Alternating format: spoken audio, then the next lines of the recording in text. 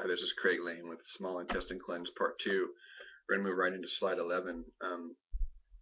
So they're going into this slide. The takeaway of slide 11 is basically about pH and the proper mineral balance and getting mineral-rich foods in our diet, which includes raw dairy, which includes more raw vegetables, includes more root vegetables. Then we keep the microorganisms at bay because we're not becoming overly acidic, nor are we allowing heavy metals into our body, which are very rich in our environment, especially mercury and aluminum. So then it allows them, he talks to the other takeaway here at the bottom, they talk about microbes can neither evolve upwards nor downwards. And the takeaway here, as far as I can see it from a clinician's perspective, is that you get the right amount of sunlight, you keep the right temperature, in other words, get the right foods to help your body temperature, you get enough minerals, you get enough chemical, electrical influences, you have hormonal and good thoughts about things, then you allow yourself and the microbes to proceed into higher levels of evolution. Coevolution, I believe. Not some of the things that they talk about later are a bit, I don't know, there's some assumptions there that are a bit radical for me. Slide 12, there's some theories here that about alkalinity and acidity. I'm not going to go much into it because I'm not certain I agree, but it's worthy of posting. This is all cut and paste and highly edited out of the website. Well, the one takeaway here at the bottom is that these organic acids, notice that one produces lactic, one produces citric, and one produces penicillic acid. I thought that was fascinating and worthy of further research. Slide 13, they talk about the primal symbiote and the symbionts, the things that we've co-evolved with, and mucorracemiosis is one I've never heard of, but the thing to take away here is that they're very small, and they show up as part of stuff that's inside of our cell, and there are proof that our mitochondria actually was related to this mucorracemiosis. And so it has to do with, as he states here, it has to do with how we breathe, because it's how the cell breathes, and how our blood proteins are, our hemoglobin, and other things there. So transport of oxygen, and they relate to this particular type of endobiote or symbiote with us relates more to heart disease, hypertension, and angina. So potentially, I believe maybe what they're saying here is that if you take a homeopathic of this and you have heart disease, and there might be some value here along with some of the other therapies. So that would be what I would take away from this. Slide 14 are the blocks to regulation, and this is a really important part for all of us because in all three of these cycles that we're going to talk about here, heavy metals are a problem, dead and rotten teeth are a problem, gut stuff is a problem, and along with dead teeth there are low-grade sinus infections that drip down into the body, into the gut cavity more and more. Mineral deficiencies, which are linked with heavy metal toxicity, not enough fatty acids. From omega, it's very important to get enough fatty acids, omega-3s, but not too many because we end up with free radical problems and oxidative stress. Excessive levels of acid and protein. I am of the opinion that if you get enough protein, then your acid levels are going to be adequate, and you will remain alkaline as long as you get enough minerals with that. So I'm in complete disagreement with them on some of their low protein diets. Emotional stress, of course, and then chemicals and food preservatives and drugs. Those are all the blocks, and so you could have too little protein or too much protein, and I believe that you want to be careful with anybody's strong opinions here, and that's some of this is opinion based. Slide 15, the thing that stops or diminishes the response of these homeopathic and subtle energy treatments that they're working with in their clinic were worthy of note, because there are blocks, I believe, to all treatments, and that's, cancer is a big block, diseases of the intestines and the gallbladder, hormonal problems, any kind of congestion, and also any part of, circulation congestion issues worthy of report here.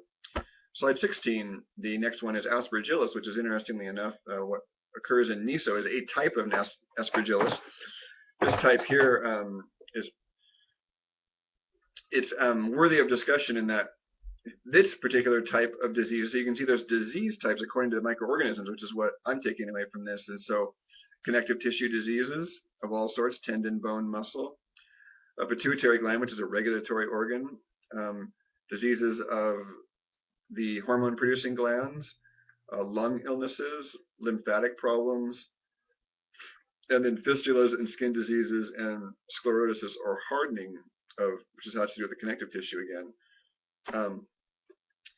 So aspergillus is a fungus. It's a type of yeast, which is also a type of fungus.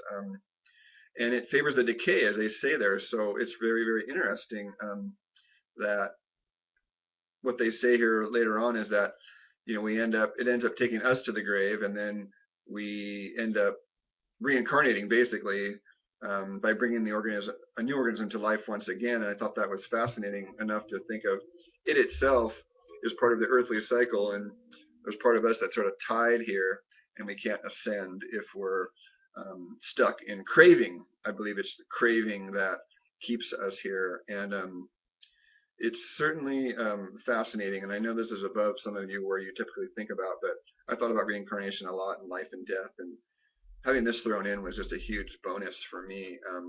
That an organism living in my body could actually keep my consciousness here on Earth and want to reincarnate in these physical realms.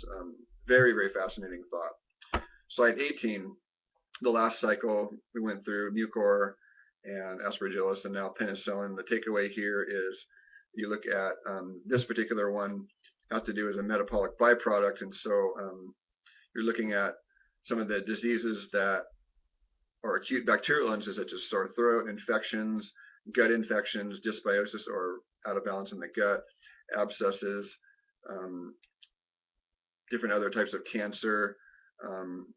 There's the osteomyelitis, brain stuff combined with mucor, interstitial cystitis, colitis, and skin problems. Really, really interesting stuff here. Again, there's sort of some connection. So that's the penicillin cycle. And then we're done.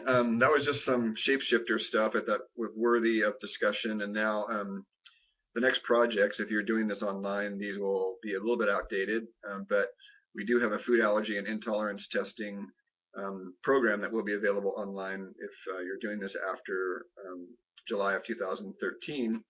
So have a look for that online. It will be available on the website.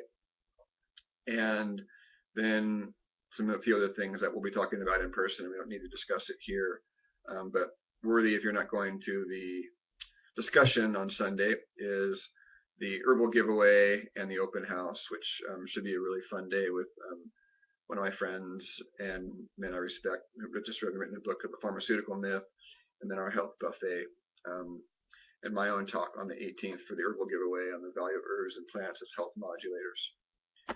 And finally, some worthy resources. Here on the last page, there's my upcoming events. So if you're watching this from a distance, that's a better link is the Health Alchemy events page. And some pretty cool things here on some of these links, things I've run across more recently.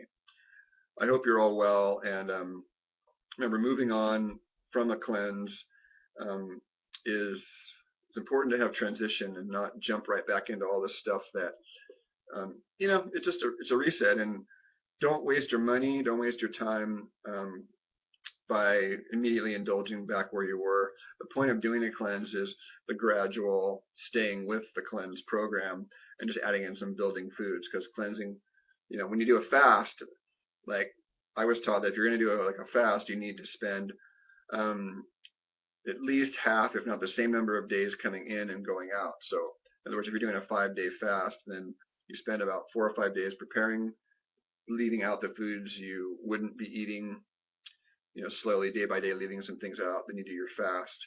Then you spend 4 or 5 days adding back in, get yourself back to your quote unquote normal diet. And that's not necessary with this cleanse, but really something to look at. So I hope you all have a great, great end of your cleanse, and you should celebrate yourself. I know that I'm celebrating myself, and I'm pretty loose with my cleanses. I've done so many and lead so many. So I'm pretty loose with myself in terms of like beating myself up, and if I have a little indulgence here and there, I'm not going to, you know, die about it.